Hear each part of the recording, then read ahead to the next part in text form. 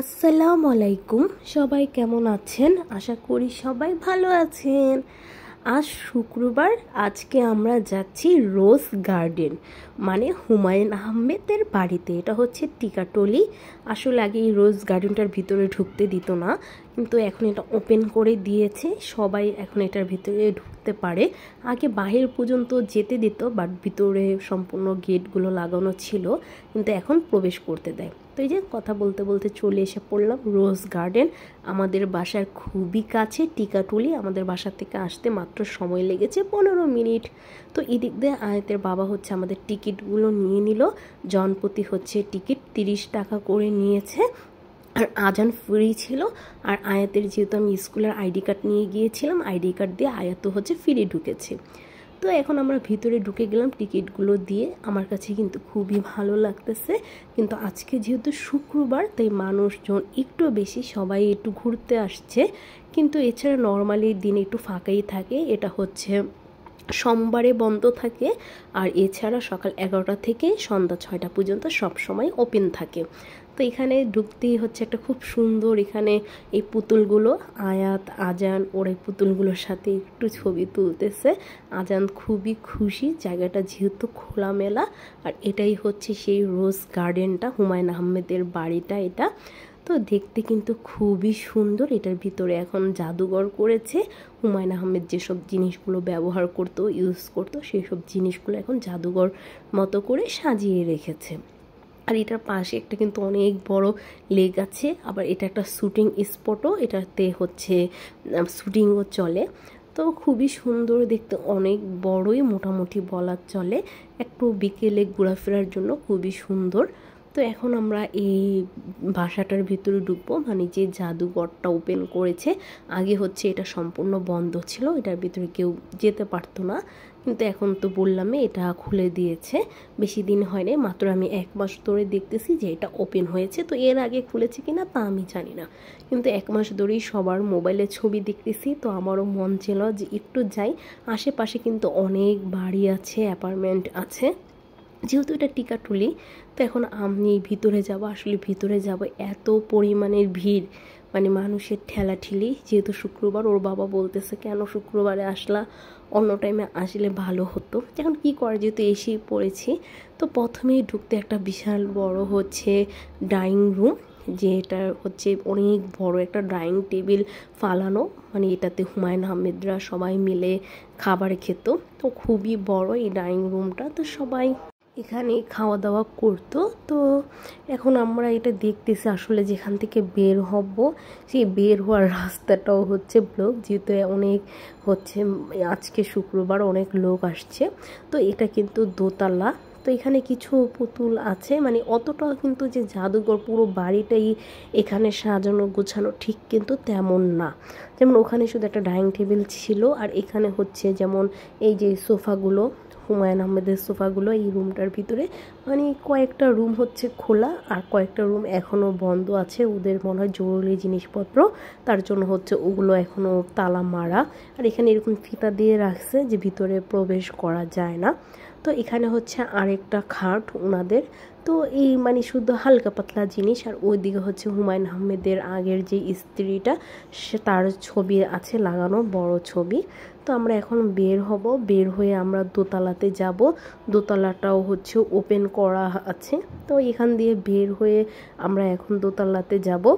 আর এই নিচতলাটার পিছন সাইডের যে এই গেটটা আছে, সেই গেটটা দিয়ে কিন্তু বের হলে হচ্ছে পিছনে যে একটা ছোট্ট একটা পুকুর টাইপের আছে, লেক টাইপের আছে, সেটার ভিতরে কিন্তু এই পিছন দিক দিয়ে কিন্তু যাওয়া যায়। তো আমরা এই মানে রুমটাতে দেখলাম নিচতলা হচ্ছে দুইটাই হচ্ছে রুম, একটা হচ্ছে যে সোফার, আর একটা হচ্ছে একটা বেড, আর একটা হচ্ছে খাটনা, 3টার মতো রুম আছে।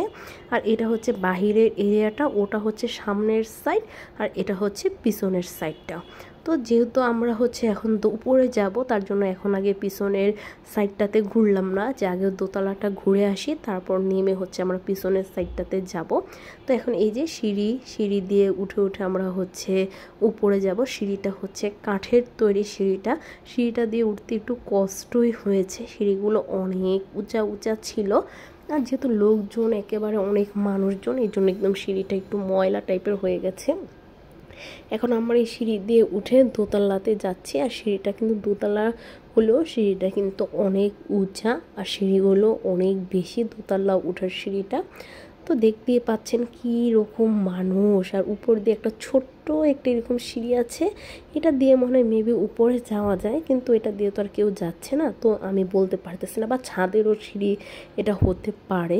তো এখান দিয়ে কিন্তু দোতলা থেকে খুব সুন্দর ভিউ দেখা যায়, যেহেতু অনেক লোকজন, তার জন্য আপনাদেরকে আমি আর ভিডিও করে দেখাতে পারছি না। তো আমরা এখন উপরে চলে আসলাম। উপরে বিশাল বড় একটা সেটিং এরিয়া, এখানে অনেকগুলো হচ্ছে সোফা চেয়ার হচ্ছে সুন্দর করে গুছানো, যেমন মনে হচ্ছে যে এখানে কেউ বসে বসে হচ্ছে দল বেঁধে গল্প করতেছে, ঠিক সেই রকম লাগতেছে।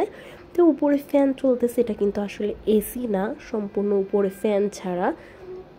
এখন আমরা উপরের রুমে দেখলাম যে এখানে একটা ছোট্ট ঘরে একটা ছোট একটা খাট ফালানো, আর এখানে হচ্ছে একটু বড় টাইপের আরেকটা ঘর। সেই ঘরের মধ্যে হচ্ছে একটা মাঝখানে খাট আছে, উপরে একটা ঝাড়বাতি আছে, কয়েকটা ছবি, আলমারি, জাস্ট এতটুকুই হচ্ছে। মানে এটার ভিতরেও, ঘরের ভিতরেও কাউকে ঢুকতে দেয় না, এই দরজার ভিতরেই হচ্ছে আপনার রশি দিয়ে আটকানো। তো ড্রেসিং টেবিল একটা আছে পুরোনো দিনের, তো খুবই সুন্দর গুছানো ওনার বাড়িটা। তো এখন আমরা হচ্ছে এই দেখলাম, আর রুম আছে কি না এখন দেখতে হবে, যেহেতু এই সিটিং এরিয়াটাই কিন্তু অনেক বড় এটার জন্য। তো এইটার পাশে আরেকটা ঘর আছে, দেখেন ঘরের ভিতরে যে ঢুকবো মানুষ দিয়ে মানে একেবারে ভরা। যদি খাটগুলোর মধ্যে বসার সিস্টেম থাকতো তাহলে মনে হয় সবাই যে খাটগুলো বসে থাকতো, তাহলে আর কিছুই দেখা যেত না।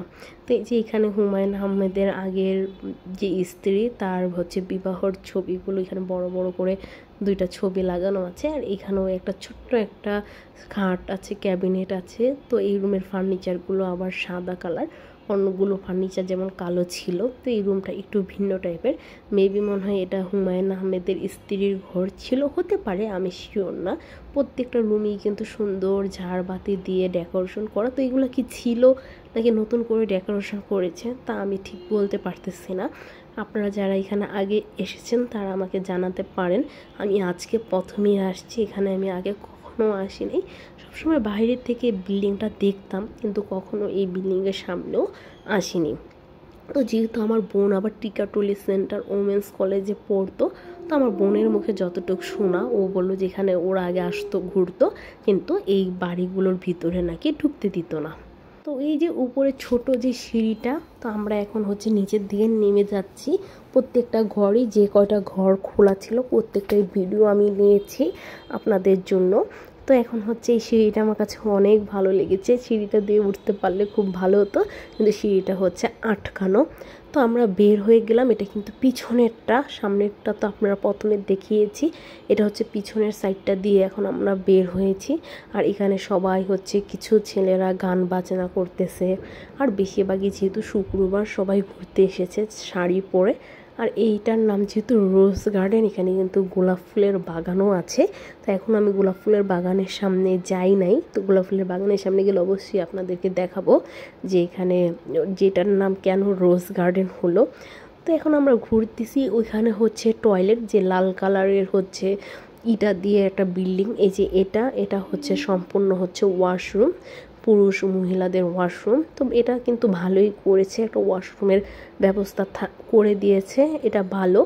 আর এই যে সাদা যে ইটটা, এটা হচ্ছে আপনার শুটিং ক্লাব, এখানে হচ্ছে আগে শুটিং চলতো। আর এই গাছটা, একটা গাছ আমার কাছে খুবই ভালো লেগেছে, গাছটা খুবই নিচা, মানে সবাই এখানে বসে বসে গল্প করতেছে, ছবি তুলতেছে। তো আমিও হচ্ছে এখানে গিয়ে একটু বসলাম। আজান আয়াজ সবাই গাছে, তো এত উঁচা উঁচা গাছে তো কখনো দেখেনি, তো এত নিচে গাছ দেখে হচ্ছে ওরা সবাই মজা করতেছে। তো আমরা এখানে কিছু ছবি টবি তুললাম। এই যে হচ্ছে রোজ গার্ডেন, কিন্তু আসলে এখন গোলাপগুলো খুবই ছোট ছোট হয়ে আছে। এখন গোলাপ ফুলের সিজন নাকি সিজন না ঠিক তাও আমি বলতে পারবো না, কিন্তু গোলাপ কিন্তু ধরা আছে, কিন্তু একেবারে যে গোলাপ দিয়ে পুরো ভরা ঠিক তেমনও না, আছে গোলাপ, দেখতেই তো পাচ্ছেন গোলাপ প্রত্যেক গাছে গাছে দুইটা তিনটা করে গোলাপ ফুল ফুটে আছে। এটার জন্য এটার নাম হচ্ছে রোজ গার্ডেন হয়েছে। আর এই যে এটা হচ্ছে যে স্টুডিও আমি বলেছিলাম যেটাতে শুটিং হয়, এটা হচ্ছে সেই শুটিংয়ের এরিয়াটা। তো মোটামুটি কিন্তু বড়, আমাদের সম্পূর্ণটা ঘুরতে আধা ঘন্টা সময় লেগেছে। আমরা বাসা থেকে হচ্ছে রওনা দিয়ে এখানে পৌঁছেছি 5টা বাজে। তো আমি ভাবতেছিলাম যেহেতু 6টা বাজে বন্ধ হয়ে যাবে, আমরা কি ঘুরে ছবি তুলে শেষ করতে পারবো কি না। তো সম্পূর্ণ দেখলাম আধা ঘন্টার ভিতরে আমাদের ভিডিও, ছবি, ঘোরাফেরা সম্পূর্ণ কমপ্লিট। মানে আপনারা আধা ঘন্টা হাতে সময় থাকলে এখানে ঘুরে যেতে পারবেন, যেহেতু সন্ধ্যা 6টার পরে গেটটা বন্ধ হয়ে যায়, এখানে আর কাউকে ঢুকতে অ্যালাও করে না।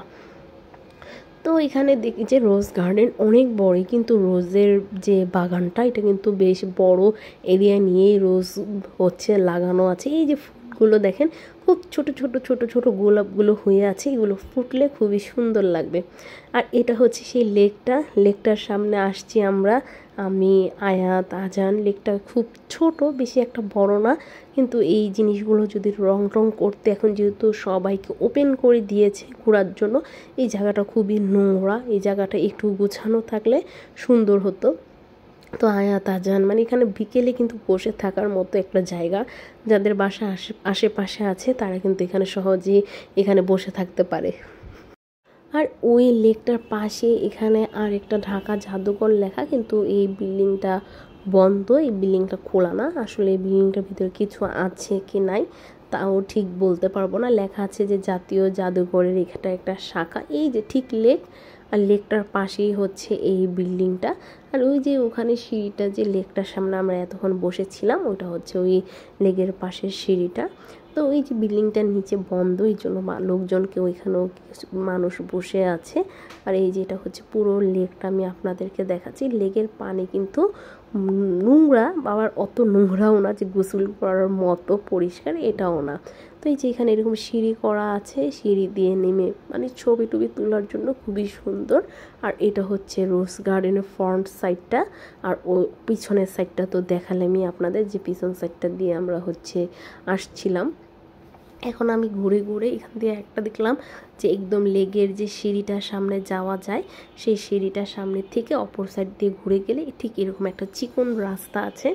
তো এই চিকন রাস্তাটা দিয়ে আবার পিছনে যে দেওয়ালটা, এই দেওয়ালটা খুবই সুন্দর গাছ দিয়ে সাজানো। এটার ভিতরে মেবি মনে হয় কিছুদিন পর ফুলও ফুটবে। তো এই রাস্তাটা দিয়ে গেতে আমার কাছে খুবই ভালো লাগতেছে। আবার দেখলাম খুব সুন্দর একটা বড় একটা কলা পাতা। এখন এই যে এটা কিন্তু খুবই চিকন, লেগের অপর সাইডের পিছন মোড়াটা যেটা, সেই চিকন সাইডটা দিয়ে আমরা যাচ্ছি। মোটামুটি একদম পুরোটা রাউন্ড করেই আমরা ঘুরেছি। এখন মোটামুটি আমাদের এই জায়গাটা দেখা শেষ। এখন আমরা আর কিছুক্ষণের ভিতরেই এখান থেকে বের হয়ে যাব। মোটামুটি সম্পূর্ণটাই আমরা ঘুরেছি, দেখেছি। আর যেহেতু বিকেল টাইম, চাইলে এখানে বসে গল্প গুজব করাও যেত, যেহেতু গরম বেশি এখন, এই জন্য ভালো লাগতেছে না। একটু ঠান্ডা ঠান্ডা থাকলে এখানে মাটিতে বসে সময় কাটাতেও ভালো লাগে। আর যেহেতু আমি আয়তের বাবা 2 বাচ্চা নিয়ে আসছি, ওদেরকে একটু ঘুরিয়ে আমরা নিয়ে যাব, এটার জন্যই। তো এই জন্য ওর বাবারও কাজ আছে, এই জন্য আমরা আজকে আর বসে গল্প গুজব করলাম না। তো এই যে আমাদের পুরোটা ঘোরা শেষ, এই গেটটা দিয়ে আমরা ঢুকেছিলাম, এই গেটটা দিয়ে এখন আমরা বের হয়ে বাসায় চলে যাব। আর এখানে আয়াত, আজান এখানে আরেকটা স্ট্যাচু দেখছে, তো এখন ওরা পাগল হয়ে গেছে আবার, যে এটার সাথেও হচ্ছে ছবি তুলবে, বলে ছবি তুলবে, কিন্তু যখন ছবি তোলার টাইম হয় তখন আর ছবি তুলতে চায় না। তো আজকের মতো আমাদের রোজ গার্ডেনের হচ্ছে ঘোরাফেরা শেষ। আমরা এখন রোজ গার্ডেন থেকে বের হয়ে যাচ্ছি। তো আমার কাছে কিন্তু মোটামুটি ঢাকার ভিতরে তো এত ঘোরাফেরার জায়গা নাই, এত সুন্দর খোলা পরিবেশ নাই। আমার কাছে মনে হয়েছে এটা খোলা যেহেতু পরিবেশ, একটু সবাই ছেলে বাচ্চারা কিন্তু মাঠে খেলতেও পারবে, এটার জন্য কিন্তু খুবই ভালো হয়েছে। তো এই যে এখন আমরা বাইক দিয়ে আসছিলাম এখানে ঘোরার জন্য, তো এখন বাইক নিয়ে চলে যাচ্ছি। আপনাদের কাছে কেমন লাগলো রোজ গার্ডেনের ভিডিওটা অবশ্যই জানাবেন। চাইলে কিন্তু আপনারাও এখান থেকে ঘুরে আসতে পারেন, খুবই ভালো লাগবে আপনাদের কাছেও। আল্লাহ হাফেজ।